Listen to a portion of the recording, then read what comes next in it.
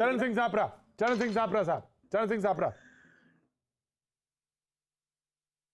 देखिए प्रतीक जी, मैं अब भी यही कहूंगा कि मौजूदा सरकार जो है वो व्यापक चर्चा किसी भी बिल के सापरा साहब, एक बात सवाल पूछा जो सवाल लोग निश्चित तौर से सुनना चाहेंगे आपके मुंह से, निश्चित तौर से आपके मुंह से सुनना चाहेंगे, जो अभी थोड़ी देर पहले शिवम त्यागी ने कहा।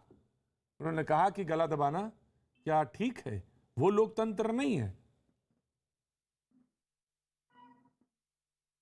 देखिए प्रतीक जी, लोकतंत्र के अंदर और पार्लियामेंट्री प्रणाली के अंदर बहुत से नियम हैं। अगर कोई सांसद किसी प्रकार से कोई गलती करता है तो उस हिसाब से उसको कई चीजें हैं सजा देने के लिए, लेकिन वो सजा 3 महीने के बाद देनी है और एकदम कठोर सजा देनी है, ये भी नहीं होना चाहिए। क्योंकि अगर आपको संसद चलानी है तो आपको सबको लेकर के चलाना। मुझे अरुण जेटली जी की बात याद है कि विपक्ष होता है, विपक्ष का अधिकार होता है, संसद के अंदर वो हुड़दंग भी करते हैं। क्या भारतीय जनता पार्टी ने हुड़दंग नहीं किया जब वो विपक्ष में थे? तो अरुण जेटली जी ने और सुषमा स्वराज जी ने यही कहा था कि विपक्ष अपना दायित्व निभाता है और पार्लियामेंट चलाना ये सरकार का दायित्व होता है। प्रेम शुक्ला जी कुछ याद दिला रहे हैं आपको।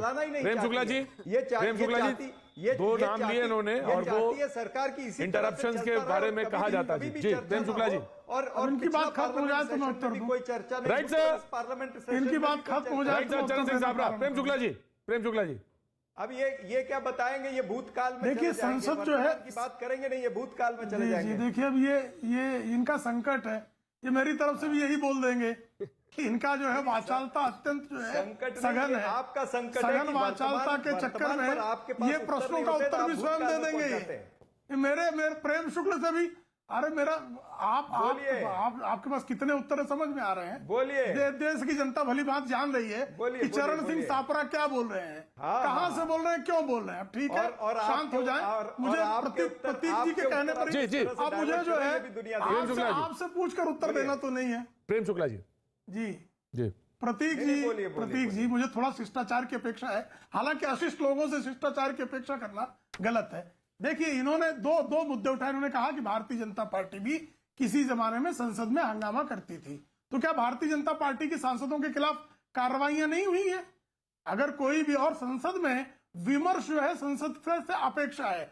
हंगामा हुड़दंग जो है अपवाद है। ये अपवाद को नियम बनाना चाहते हैं। अपवाद को नहीं, मैंने बताया 1989 में लोकसभा में ठक्कर कमीशन के विषय में चर्चा हुई और 64 विपक्ष के सांसदों को श्रीमान राजीव गांधी की सरकार ने निलंबित कर दिया। तो राजीव गांधी हिटलर थे कि मुसोलिनी थे कि नादिर शाह थे कि बाबर थे कि औरंगजेब? शुक्ला जी, प्रेम शुक्ला जी की ये बात, प्रेम शुक्ला जी की, नहीं साबरा साहब, प्रेम शुक्ला जी की ये बात बिल्कुल जायज है। राइट सर, प्रेम शुक्ला जी की बात ये जायज है कि अपवाद को, प्रेम शुक्ला जी की, साबरा साहब बताइए जरा, वाजपेयी का भी कौन था राजीव गांधी? 64 सांसदों का निलंबन करने वाली राजीव गांधी की सरकार किसकी सरकार थी? तैमूर की थी, नादिर की थी, बाबर की थी, औरंगजेब की थी, किसकी सरकार थी? बताइए ना। मैंने आपसे लीजिए, मैं सत्य आपको पूछ रहा हूँ। संसदीय प्रणाली का सही संदर्भ दिया जाएगा ना। तो अब आपको संसदीय प्रक्रिया, कांग्रेस की प्रणाली का सरकार इतिहास का ज्ञान है। आप सिर्फ कांग्रेस पार्टी ने इस तरह के एक्शन लिए, ये बताइए कांग्रेस पार्टी के शासनकाल में भारतीय जनता पार्टी के किन नेताओं को निलंबित किया गया, कितनी बार निलंबित किया गया? अभी प्रतीक त्रिवेदी ने कहा कि ये सबसे बड़ा निलंबन है, 12 सांसदों का निलंबन। प्रतीक त्रिवेदी जी ने कहा, मैंने नहीं कहा। 64 सांसद आप बताइए, आप ये बताइए कि कांग्रेस शासनकाल में कब इस तरह से बड़े निलंबन हुए? नहीं, अगर मैं रोकना चाह रहा हूं, मैं दोनों को रोक रहा हूं, लेकिन प्रेम शुक्ला जी की ये बात बिल्कुल सही है। प्रेम शुक्ला जी की बात नहीं, प्रेम शुक्ला जी की बात एक बात सही है जो इसको सही कहना चाहिए। अपवाद को नियम नहीं बनाया जा सकता। लेकिन मैं सुनील यादव जी, मैं आपकी तरफ आता हूं, इशारा है। नियम बना रहे, ऑर्डिनेंस 78 ऑर्डिनेंस लेकर के आए हैं, वो भी अपवाद में ऑर्डिनेंस लाना चाहिए, ये नियम बना रहे हैं। राइट सर, मैंने सुनी बात आपकी, आपने रखा शुरुआत में ही रखा। सुनील यादव जी, सवाल ये जो दृश्य देख रहे थे, और वो दृश्य जो था अपने आप में भयावह है, राज्यसभा में होता है, बिल्कुल भयावह है, और इसको देख के ही ये लगता है कि ये नहीं होना चाहिए और ये गलत है। तो कहीं ना कोई तो परिपाटी या कहीं ना कहीं कोई यार्ड स्टिक तो बनाई जाएगी, रखी जाएगी। और फिर ये कहा जा रहा है कि उसका तरीका ये है, उस तरीके से आ जाइए आप, और बातचीत चर्चा जो होनी चाहिए संसद में, जिसके लिए जाना जाता है, वो हो वहां पर। देखिए प्रतीक जी, मैं ये कहूंगा कि संसद भवन की अपनी गरिमा है।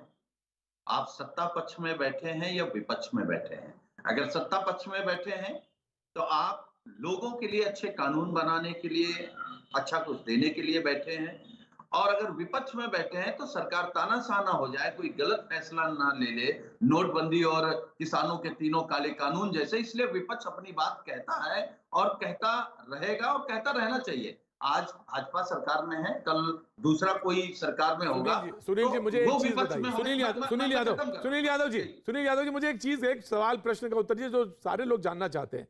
दिक्कत कहां है विपक्ष को, किस बात पर? ये जानना सब जानते हैं, जानना चाहते हैं। देखिए ठीक बात है। देखिए, एक तो मैं अगर उत्तर प्रदेश से शुरू करूं प्रतीक जी, तो उत्तर प्रदेश में इतना बीजेपी सरकार ने काम करा दिया, इतना काम करा दिया कि आप आएंगे तो आप चौंक जाएंगे, क्योंकि आपको बंगाल की सड़क दिखाई देगी, तेलंगाना का डैम दिखाई देगा, आपको अमेरिका की फैक्ट्री दिखाई देगी, आपको चाइना का, बीजिंग का एयरपोर्ट भी जेवर में दिखाई देगा।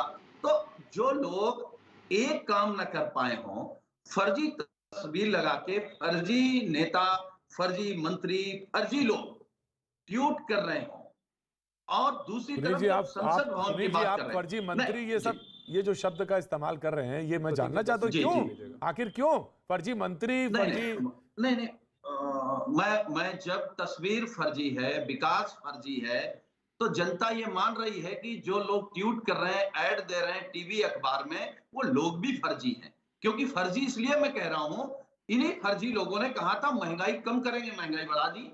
इन्हीं ने कहा था रोजगार देंगे, रोजगार छीन लिए।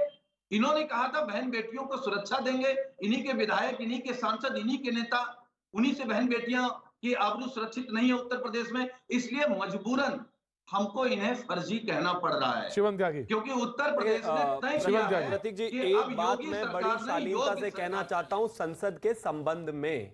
आपने मुझे अपनी डिबेट में बुलाया है, ये एक लोकतांत्रिक चैनल है, सबको यहां बोलने का अधिकार है, लेकिन क्या मैं अगर जिस कुर्सी पर बैठा हूं इसी कुर्सी को उठाकर किसी पैनलिस्ट या किसी को भी मार दूं तो क्या आप मुझे अलाउ करेंगे? मैं आपसे सवाल पूछ रहा हूं, करेंगे? नहीं करेंगे ना, शायद परमानेंट बैन कर देंगे इस चैनल से, ये गारंटी, और ये सभी के साथ है। आपको बोलने का आजादी है, अपनी बात रखने की आजादी है, लोकतांत्रिक तरीके से अपनी बात रखने की आजादी है, और ये तो मेरे लिए है जो कि बहुत ही अदना सा आदमी है। आप सांसद हैं, 20 लाख लोगों को रिप्रेजेंट करते हैं, लोगों के ऊपर शीशा फेंक कर मारेंगे?